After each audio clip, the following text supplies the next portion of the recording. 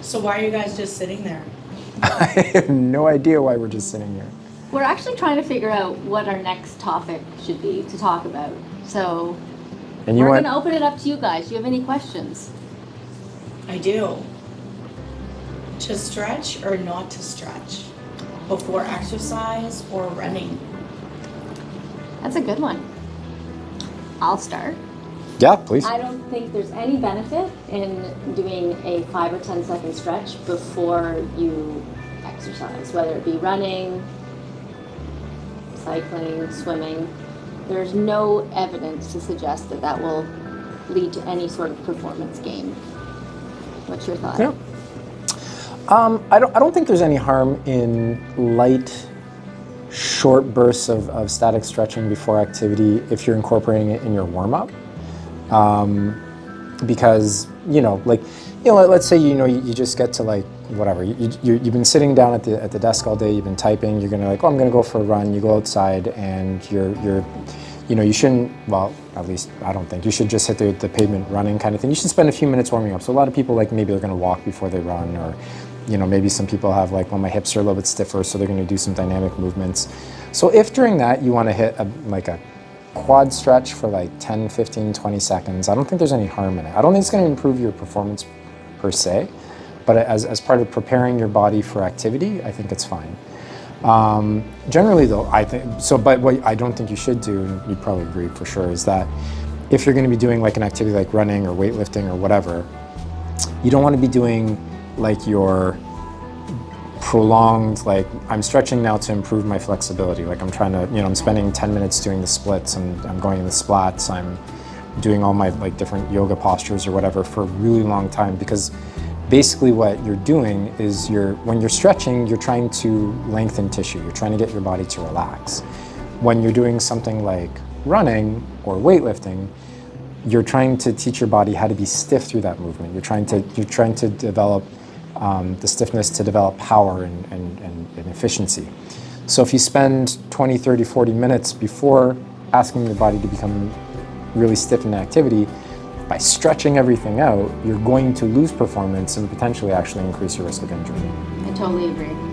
Yeah, stiffness in the joints and the muscles is definitely beneficial for all sports, which is also why I don't feel like you want to stretch before doing an activity. Yeah. So, yeah, static stretching, I agree, at the end of your activity where you're actually gaining muscle length, those stretches need to be held for between 4 and 5 minutes to actually gain length in the contractile tissue of a muscle. Well, exactly, and that's why if you're warming up, if you're doing you're walking, you're doing some dynamic movements, and you're throwing in a 15-second stretch just to get that last little millimeter of realignment back in your knee joint or whatever, you haven't stretched long enough to incur any kind of physical adaptation. Your body isn't going to be oh, I've stretched for 15 seconds, now I'm lengthened, because it's so short. So that's why I don't think you're not gonna hurt yourself doing that. Right. I agree. Yeah. Okay, next question.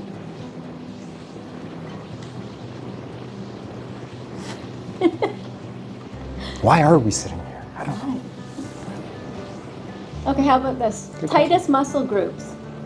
Go. What are the tightest muscle groups on people? My hip flexors. Yeah. Mine are so tight. I was surprised, actually. I sit down more at my job these days. Yeah. I'm shocked at how sitting that long really does tighten your hip flexors. For any patients that are watching this, if I seem oh yeah, just stretch your hip flexors, and you have an office job, and I didn't take that seriously enough, I am so sorry. Because you were telling me the truth. Oh my God. I'd say hip flexors for sure. Okay. At least on me. I don't know. You? Me, my lateral hips, outside of my hips, so my hip rotators. Oh yeah, I watched you doing that stretch the other day. You were tight there. Yeah. Yeah. So my rotation in my hips, terrible. Is that because you run 3 marathons a month, or? Yeah, that's exactly it. Okay. Yeah, in between patients actually. Okay. Yeah. Good. And what else? Neck. Yeah, neck. Definitely, Neck? because I'm bent over working on people. So yeah, neck. Traps. Yeah. Traps for sure. Yeah. Yeah. Oh boy, it's all of that, especially with seated posture. Yeah. And being on computers and stuff. Yeah. Yep. All right. So what's a good hip flexor stretch? Good Go. hip flexor stretch. Demonstrate. I think the best one is this one. So back leg bent. Try to tighten your bum. Don't fall over. And from this position. Now, if you can't do that, I think I just can. from a 90-degree angle at your knee and your hip, tucking your bum underneath you and holding that. You want to feel that right in the front of the hip. The most common mistake I see people doing is they do this big shift forward and they're like, oh, I don't feel anything. Because at this point, all you're doing is stretching the anterior capsule of your hip and bringing yourself into extreme lumbar extension, which we don't want.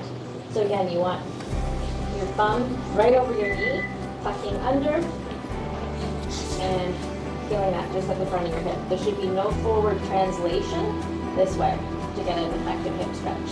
If you don't feel much then you can add in the knee flexion from there. How about you? What's your favorite hip flexor stretch? Probably similar to the second one you did, because I don't think I can actually pull my knee up like that when I'm in that position. No way. Let's see. I don't think I can. It's like squatted. What about your outer hip? What do you do for that one? There's two that I really like. This one is crossing over this way. All right. And either in this position, so, and you can even add in a bit of rotation, your upper body, this way, or do it in this position.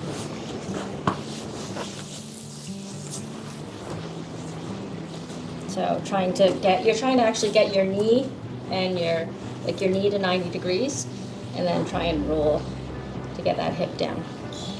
Is it okay to have more flexion in it? Because I always tell people, Yeah. because sometimes I feel like if you're really tight too, you might torque your knee a little bit. Yeah, that's actually, it makes it easier by having a bit more knee flexion, I find. So, and you can progress from there. So if you want to then add to here.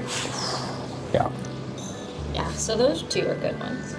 Right on. This Well, one's awesome. yeah, I like a hack I do for that one, because that position for me is actually quite tight, is I'll actually put a foot up on the wall and then I'll hip bridge up and then I'll sit down into the position, letting the wall hold me there so that you don't have to lift your... So like go against a wall and show. Yeah, I don't really have a wall. No wall. Well, you kind of do it on the pillar. Oh.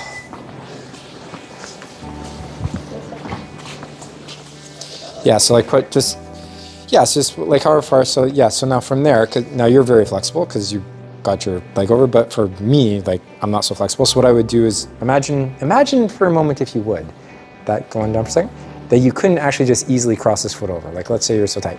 So from there, push up on this leg so that you lift your, like do a pelvic hip bridge, right? So bridge up all the way. Now cross this foot over. Super easy. And then let your hips come down. Oh yeah, that's good. Right, and then the wall's gonna, keep you pretty stable. Like you're not gonna like lose tension that way. You can actually just go through range, like Yeah. drop all the way down. And you can actually make that a good exercise. Yeah, I mean you get like foot marks on your wall and stuff, but apart from that. That's true too. That's a good one. I'm gonna try on this side. This is my tighter side.